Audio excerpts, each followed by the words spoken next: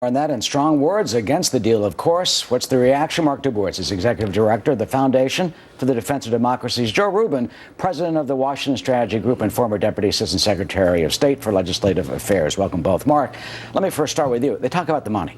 $150 billion that they say will go to terrorism. But Secretary of State Kerry says that won't happen because there's a UN resolution that will prevent that. Is that true?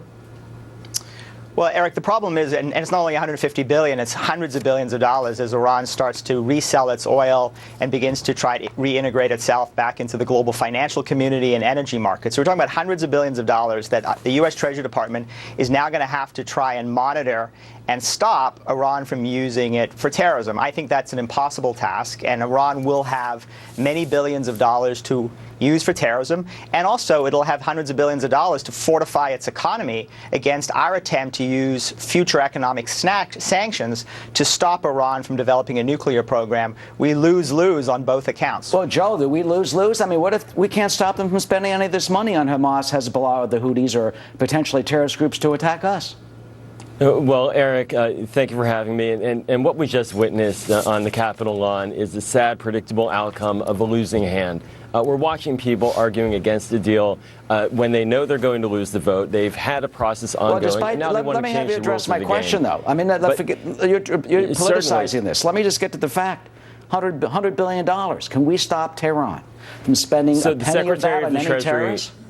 The Secretary of the Treasury has said $56 billion is what will be available to Iran for massive investments and needs that they have domestically. There's a fight inside of Iran between different factions and what they'll do over this money. We can't predict every dollar. What we do know is that the administration is vigorously attacking terrorist financing networks. It has been for decades, even during the sanctions period, and it will continue to do so. Even former Secretary Clinton said so today. We have to keep our eye on that ball, absolutely. But this statement on the lawn can't go uncommented on. This politicization is undermining American credibility abroad with all of our allies who've been with us in this fight to stop an Iranian bomb, to help us smoke out the terrorist networks. How do we get them to work with us at the banks overseas if they see this kind of a fiasco on our lawn? But the critics say that this will lead to a bomb in 10, 15 years once this lapses. And let's look at what the Supreme Leader said. We saw Donald Trump pull out a statement from Twitter a moment ago. This is what else the Supreme Leader, Ali Khamenei, said. The Americans are not hiding their animosity towards Iran. Americans in Congress are plotting and passing bills against us. Negotiations are a tool for them to influence Iran and to impose their will. God willing, there will be nothing left of the Zionist regime in 25 years. He means Israel. Meanwhile, Eric, let me finish. The heroic jihadi Islamic spirit will not leave the Zionists in peace for a second. I mean, he is threatening Israel. He is praising jihadists, Mark, after this deal has gone through, and saying he doesn't want to even talk to us, have anything else to do with Americans. Eric, I'm glad you finished the tweet. That's why I had interrupted you. But the other thing that came out today, which is even more interesting, or as interesting, is that one of the chief Iranian nuclear negotiators explicitly said that weapons inspectors will never get into any Iranian military site. The president has promised us they will, and these side agreements that he's keeping from the American people and from Congress are supposed to specify exactly what we're going to be able to see. So this nuclear deal, this nuclear bet on inspections and verification, and I'm sure that's what Joel's going to tell you, that we will try permanently block the Iranians, is going to depend on a verification inspection regime where the Iranians are telling us today, you're not getting into military sites. You know those places where we develop weaponization activities and weaponization components?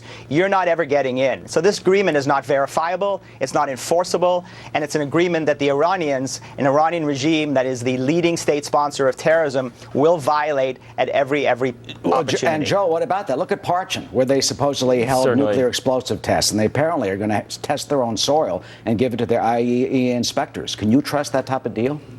This is the most comprehensive verification regime ever negotiated. This is one that our top scientists and intelligence experts have stated will get the job done. The International Atomic Energy Agency said it will get the job done. They have briefed Congress. The administration has. The head of the IAEA came to Congress and spoke about this. There are no secret side deals. What there are and what there is communication and information shared appropriately with our governing bodies. But Joel, that's not true. Joel, wait a second. That's not true. That is accurate. Joel, every member of Congress has said very explicitly that they have not been briefed on what these side agreements involve. And in fact, Secretary Kerry, President Obama, and Undersecretary Sherman have all said that they haven't even seen the side agreements. Those were negotiated between the IAEA That's right, and Mark, Iran. because So the you're contradicting. You're The IAEA contradicting. negotiates these with all the countries. We don't want our side agreements to be shown to the Russians in the written letter, the black and white. They are briefed. That is how it works. Well, Tehran has said they're secret. They said that's between Tehran and the IAEA, and it's no one else's business.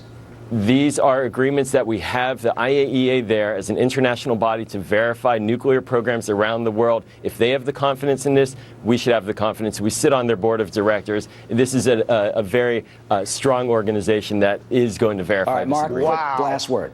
Wow. So Joel is betting the future of the United States and the survival of Israel and a bunch No, of I'm UN not. officials who've negotiated a side agreement that is secret, that the American people and their legislators and the executive branch is claiming that they've never seen and don't know the Mark, details. what I'm doing is I'm Joel, saying I that think the that people who Joel, do this for that a is your living. bet. That is your bet on the survival of Israel Well, and on our ability to stop Iran from developing a nuclear weapon. It's this A bunch kind- of underpaid bureaucrats Mark, at the this United kind of Nations. rhetoric Joel, is what that's gets, quite a bet. This is what Well, gets that's quite us a bet. It's not into rhetoric, the Joel. rallies These that are we have on the facts. Capitol. Well, you're This is seeing evidence, This is what Joel. gets us to the rallies we have on the Capitol. Your alternative is military action. Well, There's no This other is alternative. 60% of the U.S. Congress opposing this That is deal, the and the debate. American people We have to stop on you 2 there to 1, because we're out Joel. of time. 2 to Mark, 1. the They're fact playing is, the politics, and they're not IAEA's even going to let there be a agreements vote.